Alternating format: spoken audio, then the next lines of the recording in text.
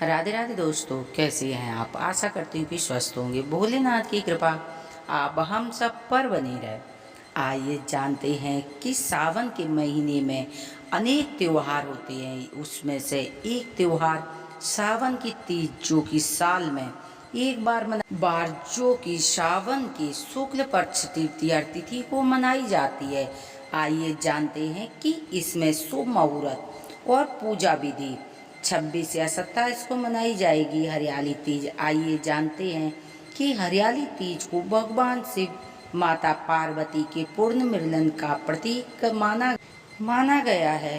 इस दिन इस साल तीज की तिथि को लेकर काफी असमंजस स्थितियां बनी हुई हैं। आइए जानते हैं कि हरियाली तीज की सही विधि, शुभ मुहूर्त। हिंदू पंचांग के अनुसार हर साल सावन के शुक्ल पक्ष की तृतीया तिथि को हरियाली तीज का व्रत रखा जाता है। इस दिन सुहागने महिलाएं अपने पति की लंबी आयु, अच्छे सौभाग्य के लिए व्रत रखती हैं। कुंवारी लड़कियां भी मनचाहा वर पाने के लिए इस व्रत को रखती हैं। इस दिन माता पार्वती और शिव जी की पूजा करने का विधान है। सुहागने महिलाएं अखंड सौभाग्य के लिए दिन भर व्रत रखने के साथ 16 श्रृंगार करके पूजा अर्चना करती हैं। इस साल तृतीया तिथि 2 दिन की होने के कारण हरियाली तीज की तिथि को लेकर थोड़ा संशय है। आइए जानते हैं कि हरियाली तीज का शुभ मुहूर्त। श्रावण के शुक्ल पक्ष की तृतीया तिथि आरंभ हो रही है 26 जून को रात 10:41 और श्रावण मास के शुक्ल पक्ष की तृतीया तिथि समाप्त 27 जुलाई को रात 10:41 पर होगी। तो हरियाली तीज 2025 की तिथि उदयता तिथि के हिसाब से हरियाली तीज का पर्व 27 जुलाई को मनाया जाएगा। तो आइए जानते हैं हरियाली तीज की पूजा घर पर कैसे करें। शंकर जी पार्वती की पूजा करके अपने पति की लंबी आयु, अच्छे स्वास्थ्य के लिए आइए जानते हैं कि हरियाली तीज के दिन महिलाएं सुबह स्नान करें और पूजा घर में घी का दीपक प्रज्वलित करें। संकल्प लें कि इस दिन अन्न जल का त्याग करना चाहिए। सुहागिन महिलाएं हरियाली तीज का 16 श्रृंगार कर तैयार हो जाएं। इस दिन खास तौर पर महिलाओं को हरे रंग की साड़ी, हरे रंग की चुंदरी ओढ़नी चाहिए।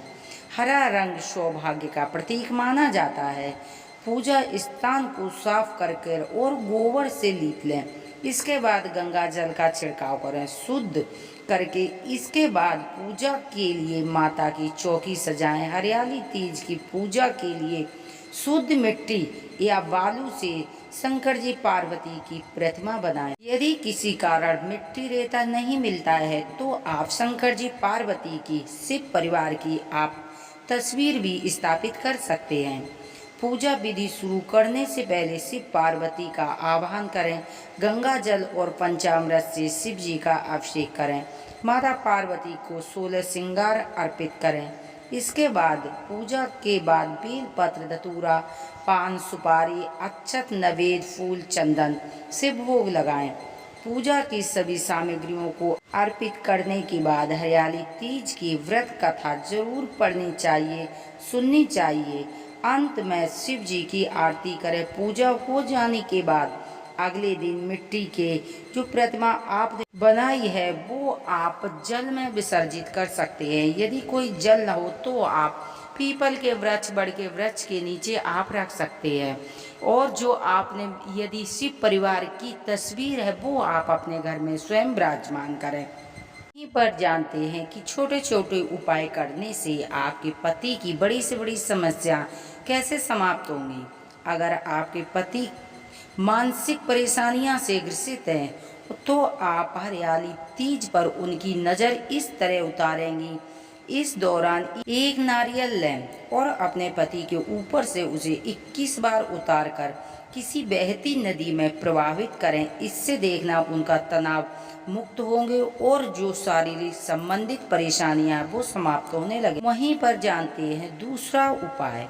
हरियाली तीज पर शिव जी को इत्र का जल अर्पित करें। इसके अलावा माता पार्वती को पीले कपड़े और पीली चुन्नियां भेंट करें। इस दौरान बच्चों को स्कूल बैग के किताब दान कर सकते हैं। माना जाता है कि ऐसा करने से वैवाहिक जीवन में खुशियां आती हैं।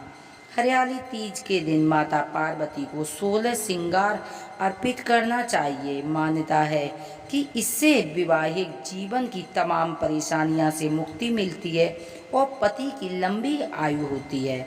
इस दौरान विवाहित महिलाओं को गंगा जल में काले तिल को मिलाकर शिवलिंग का अभिषेक करना चाहिए। ऐसा करने से पति को जो शनि संबंधित परेशानियां हैं उनसे मुक्ति मिलती है। हरियाली तीज को शुभ दिन पर माता पार्वती को 11 हल्दी की गांठ अर्पित करें। माना जाता है कि ऐसा करने से वैवाहिक जीवन में जो भी समस्याएं हैं वो दूर होती हैं और जिनके विवाह नहीं हो रहे हैं, कुंवारी लड़कियां हैं, लड़के हैं, वो भी ऐसा कर सकते हैं तो जल्दी विवाह होने के योग बनते हैं। और अधिक जानकारी के लिए आप हमारे चैनल से जुड़े रहिए। मिलते हैं नई जानकारी के साथ। श्री राधे। हर हर महादेव की जय।